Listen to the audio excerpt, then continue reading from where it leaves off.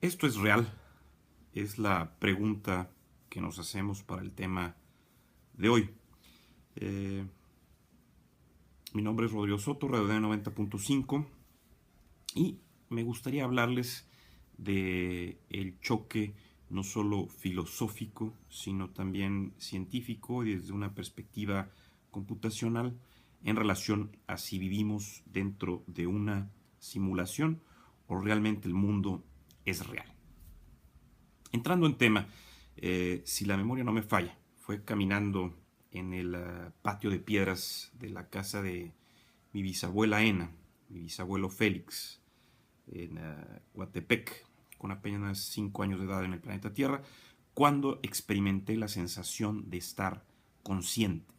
del denominado pienso luego existo de René Descartes, del sentir que mi mente estaba atrapada dentro de un receptáculo de 1300 centímetros cúbicos aproximadamente. Y bueno, fue un choque de sentidos que nos hace percibir lo que es real y la mente que también nos puede transportar a diferentes lugares gracias a la imaginación que se nutre con nuestras experiencias literarias, pero particularmente con aquellas de la ciencia ficción, pero mucho más con aquellas que se acercan a la ciencia. Lo anterior se refuerza con todas aquellas ocasiones en que hemos soñado y nuestra mente tiene dificultad para recordar o para reconocer lo que es real de lo imaginario, específicamente en el sueño, de estas situaciones que incluso podrían desafiar a las leyes de las matemáticas, de la física, de la química, de la biología, pero el cerebro queda atrapado o engañado en esa realidad alterna de nuestros sueños. Valga entonces toda esta remembranza con tintes filosóficos de mi infancia para discutir sintéticamente la posibilidad de que este universo, como lo dijimos, es una simulación. Lo que parece una cuestión entonces de ciencia ficción, por increíble que parezca, diversos científicos de diferentes áreas de la física, de la astronomía, se han dado a la tarea de analizar esta situación. Y bueno, iniciamos con James Mack, cosmólogo del MIT, quien dentro del escrito de Sarah Lewin titulado Is the Universe a Simulation? Scientists Debate, publicado en el sitio de space.com, nos dice lo siguiente, y leo textualmente.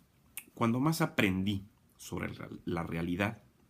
más tarde como físico, más me impresionó que cuando se profundiza el cómo funciona la naturaleza desde el fondo, ahí abajo, en donde se puede mirar a un montón de quarks y electrones, si nos fijamos cómo se mueven esos quarks, las reglas son enteramente matemáticas. Por lo que podemos decir. Y bueno, dentro de ese mismo artículo de Lewin encontramos también lo que dice James Gates al respecto, que es físico teórico egresado del MIT, quien ha trabajado con la teoría con la superteoría de cuerdas, buscando describir todas las partículas y fuerzas del universo con ecuaciones para comprender las vibraciones de esta teoría de cuerdas y darnos así un acercamiento a cómo funciona el universo. Gates nos dice, increíblemente, que ha encontrado lo que parece ser código computacional, específicamente códigos de corrección de errores mismos que se utilizan para comprobar y corregir errores que se han introducido a través de la informática. Para Gates, entonces, encontrar este tipo de código dentro de un universo que no ha sido computado es extremadamente extraño. Y bueno, en palabras de Gates, y leo textualmente, los códigos de corrección de errores son los que hacen que los navegadores funcionen. Entonces, ¿por qué estaban en ecuaciones que estudiaba sobre los quarks, los leptones y la supersimetría. Pero bueno, ¿de dónde viene toda esta teoría que estamos dentro de una simulación? Bueno, viene del argumento que presentó Nick Bostrom en el 2003, me parece, en un escrito que se tituló The Simulation Argument, en donde se tiene básicamente lo siguiente según palabras propias de Bostrom. Y leo textualmente. En un argumento en donde al menos una de tres proposiciones es válida, pero no nos dice cuál de esas es verdadera, y las proposiciones en cuestión son: 1. Que casi todas las civilizaciones en su estado de desarrollo tecnológico se extinguen antes de lograr madurez tecnológica. Número 2. Es que hay una convergencia entre todas las civilizaciones tecnológicas en donde todas pierden interés en realizar simulaciones de ancestros, es decir, simulaciones muy detalladas de sus antepasados. Y 3, realmente estamos viviendo dentro de una simulación, dentro de un universo simulado. La idea básica aquí, de acuerdo a Bostrom, es que supongamos que la primera posibilidad no es cierta, es decir, que un amplio grupo de civilizaciones logra la madurez tecnológica, sumado a también que sí hay interés en esas civilizaciones de desarrollar simulaciones de ancestros. Entonces, al debilitar las proposiciones 1 y 2, como vimos, tenemos que si esas civilizaciones dedicaran un pequeño tiempo y recursos a crear simulaciones, podríamos tener un número astronómico de personas en la simulación de ancestros. Bostrom continúa, incluso dando un paso más al considerar que dentro de esa simulación podría darse el caso de que los organismos simulados lograran desarrollar un desarrollo tecnológico maduro y crearan entonces sus propias simulaciones de ancestros. Lo que estamos viendo aquí es, dentro de la simulación, alcanzar la tecnología a tal grado de madurez que se hiciera otra simulación, es decir, una simulación dentro de otra simulación. Bueno, ahora conviene dar un paso atrás y mirar todo desde una perspectiva más amplia. Primero, como dijimos, todo pareciera más ciencia ficción que ciencia dura, pero la realidad es que si analizamos el avance exponencial de nuestra tecnología computacional, especialmente en las consolas de videojuegos o dentro de nuestras propias computadoras, podemos inferir que llegaremos efectivamente a un punto donde difícilmente podremos diferenciar lo que es real de lo virtual o código computacional de 0 y 1. Pero en este punto también se pone muy interesante nuestra hipótesis, pues de ser cierta, como lo comenta James Gates, entonces abrimos la posibilidad de la vida eterna, de la resurrección, de diversos puntos que solo han sido tratados en el ámbito religioso. Pues en palabras de Gates, y bueno, lo leemos textualmente, si lo pensamos en términos de una computadora, y si todos nosotros somos una simulación, entonces como programas, y mientras yo esté en una computadora que no esté dañada, siempre puedo volver a recorrer o correr de nuevo el programa. Es decir, si estamos en una simulación y existe una estructura que procesa esa simulación, es decir, una computadora, un código computacional, y mientras esa estructura siga siendo funcional y operativa, nosotros, como entes simulados, podemos volver a tener